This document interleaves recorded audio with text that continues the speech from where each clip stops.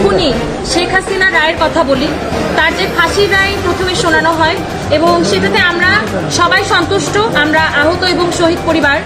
দ্বিতীয়ত, তৎকালীন স্বরাষ্ট্রমন্ত্রী আসাদুজ্জামান খান কামালের কথা যদি বলি, সেই ক্ষেত্রে তারও ফাঁসির রায় শোনানো হয় এবং সেটাতেও আমরা সন্তুষ্ট। কিন্তু আইজিপি চৌধুরী আব্দুল্লাহ মামুনকে যেহেতু সে রাজসাক্ষী হয়েছে, সেই পরিপ্রেক্ষিতে তাকে 5 বছরের সাজা শোনানো হয়েছে, যেটাতে আমরা সন্তুষ্ট না। কারণ সে যতটুকু যা অপরাধ করেছে 5 বছর কিছুই না, আমরা ন্যূনতম তার যাবজ্জীবন কারাদণ্ড চাই। এবং শুধু রায়তেই আমরা সন্তুষ্ট না, আমরা চাই যেই 2 জনের ফাঁসির রায় শোনানো হয়েছে তাদেরকে যেখান থেকে পারবে এই সরকার ধরে নিয়ে আসবে এবং যত দ্রুত সম্ভব তার যে রায় সেটা কার্যকর হবে। কারণ শুধুমাত্র রায়ে আমরা সন্তুষ্ট হব না, আমরা যতক্ষণ না পর্যন্ত তাদের ফাঁসি দেখতে পাচ্ছি, তাদেরকে দেশে ধরে এনে ফাঁসি দিবে, এই জিনিসটা যতক্ষণ না দেখতে পাচ্ছি আমরা আমাদের লড়াই বন্ধ রাখবো না, আমরা ততদিন চালিয়ে যাব। কারণ আমরা মনে করি আমরা যারা এখানে আছি, আমরা আমাদের নিজেদের ভাই হারিয়েছি, কেউ সন্তান হারিয়েছে, কেউ নিজেদের চোখ হাত পা হারিয়েছে,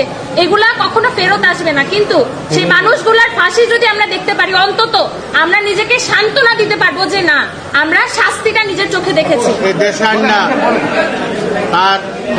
তাদের ফাঁসি কার্যকর করার জন্য আমি সরকারের প্রতি আহ্বান জানাচ্ছি যত দ্রুত সম্ভব তাদেরকে ফাঁসি কার্যকর করার জন্য।